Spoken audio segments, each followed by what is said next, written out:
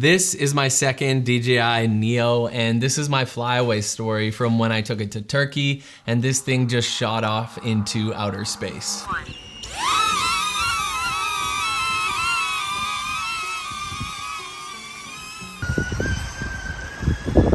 I'm also gonna go over the quality out of this drone and if the quality even matters. More on that later. The Neo costs just as much as a Polar Pro ND filter, you know, those Peter McKinnon ones, and it also fits in your pocket. So there's obviously a lot of good with this drone. I do wanna talk a little bit about the story first, so let's get into that. So a few days before going to Turkey, I got my Neo in the mail and I didn't know too much about it other than like I had experience from 2016 flying all different kinds of DJI drones. But when I got it to Turkey, we were staying at a resort and I decided to just do like a follow me mode. The next thing that I tried lost me my drone. So I tried launching this thing by palm and it worked over a body of water, just like the pool.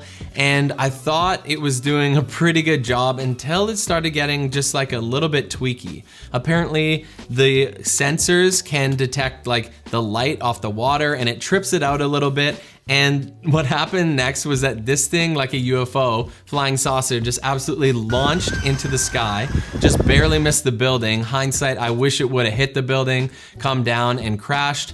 But this thing went like kilometers across the highway into this jungle in Turkey, and it was long, long gone. After this happened, I immediately took to TikTok and just posted my experience, and it got over 100,000 views because a lot of people were experiencing this same issue. And I remember my friend having this issue years and years ago with the DJI Spark, but because I fly all these mini drones and the Air series, flying over water has never been an issue for me. Really quick, if you're finding value in this video, it goes a really long way if you could just leave a like. 3, 2, 1. Thank you so much, and let's dive back in. Now, I will say that this was definitely my fault because in the manual, if you go back or even read it online, it definitely says do not fly it over water just from your palm or even from your iPhone. I did find, however, when I got my replacement, here's the product card, it says right inside it, it says altitude above water. The vision system may not work properly when the aircraft is flying near water. This pamphlet is obviously educating people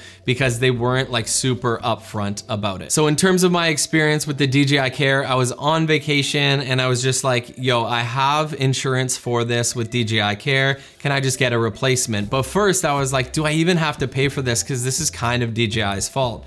So they said if I wanted, yes, I could pay for the replacement, or if I wanted to send them my flight log, then potentially I might not have to pay for it. They just have to do like some analytics and figure out like what necessarily happened on that flight. If I really wanted to, I'm sure I could have got DJI to cover my first one, but instead, just because I had the warranty, I paid the $89 US, didn't want to be bothered on holidays, and when I came back from Turkey, it was waiting on my doorstep. Now, this is a pretty weird feature to trip out over water and have it default just absolutely fly into the sky at full speed. I would have preferred it to, like I said, like actually crash, or if it would just like auto land, that would have been really good too. I could have hopped in the water and just caught it before it hit. But regardless, I did lose a Neo. Now, I already did review this Neo in comparison to the DJI 4K and 2 SE. That video did pretty well. So I just want to talk a little bit about the use case of this thing because it's clearly not the mini series.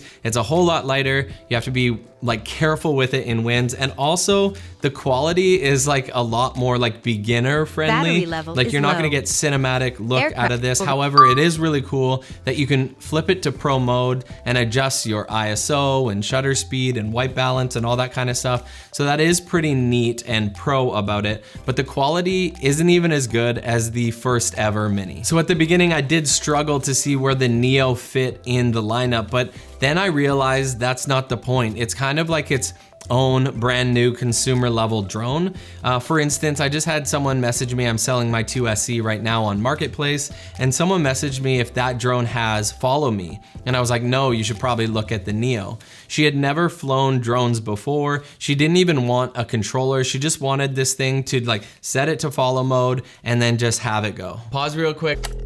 I gotta show you what we're working with here. So this is actual footage of the DJI Neo, and it's not exactly mind-blowing quality, but wait for the transformation.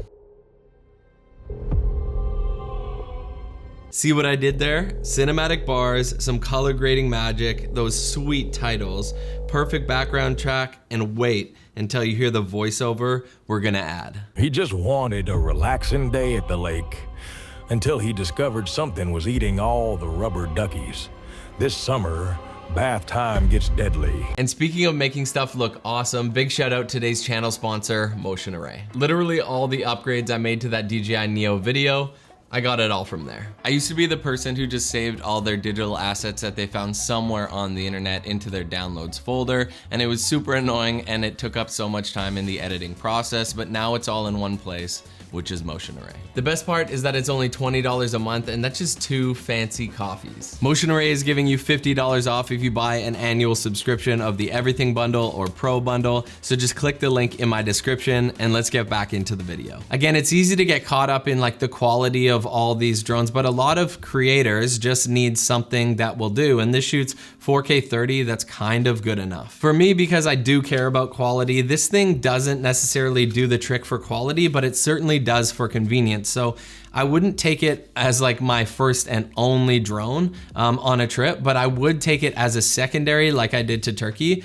So I know I can get that cinematic footage with something like the Air 2S, and then I have this in my pocket just as a toy to kind of like fly around and get some like maybe BTS footage. It is kind of cool for that. Okay. So Cardzy just showed up and I was showing him the Neo right away. Out of like all my gear, he grabbed it. He's like, that's pretty cool. And he's like, can you fly it indoors? So Cardzy started filming me. And what happened, Cardzy? You had it up, Yeah. then you had it down. Let's see if this flies inside. Oh, ah, it's drift. Oh, shit, magic, shit, shit. Okay, it was like drifting. That wasn't me. Now we're talking. Oh, shit. So flat. Oh! I love it. I've flown it in the house before, but like he's like, show me some tricks, like do something crazy with it. And I did some crazy stuff with it. Crashed it. It was entertaining. I guess the best way I could describe this thing is that it's like a super fun drone, and it's kind of just like has this novelty piece to it that I think I like. Again, what it really has going for it is this price, and I do find flying from your phone is a little bit cumbersome. I do like the programmable, just like one touch buttons, fly it from your palm. I actually think that works quite well. And then lastly, here is the DJI RCN3 remote that came with my Air 3S, and it actually flies really good with this controller. As mentioned, I do worry about this thing in high winds for sure, because even a 249 gram Mini kind of gets taken away. I was in Greece and my Mini 2 SE absolutely just got launched by the wind. So I couldn't imagine what would happen with this. Also, another really big issue with this is like it tries with stabilization, but it definitely struggles. And you'll see in my video here that over the basketball court and tennis court, it definitely had some jitters, and I found it was really struggling in virtually no wind.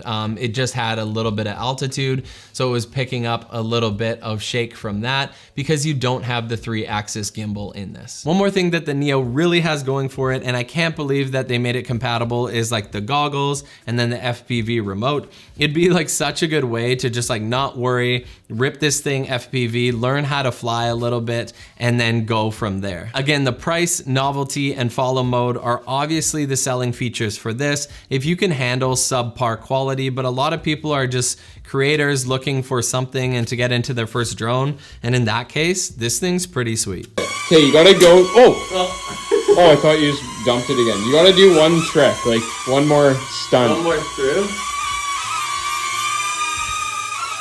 Oh shit, bro. Whoa. Not bad. Hey, so like, it's actually not bad.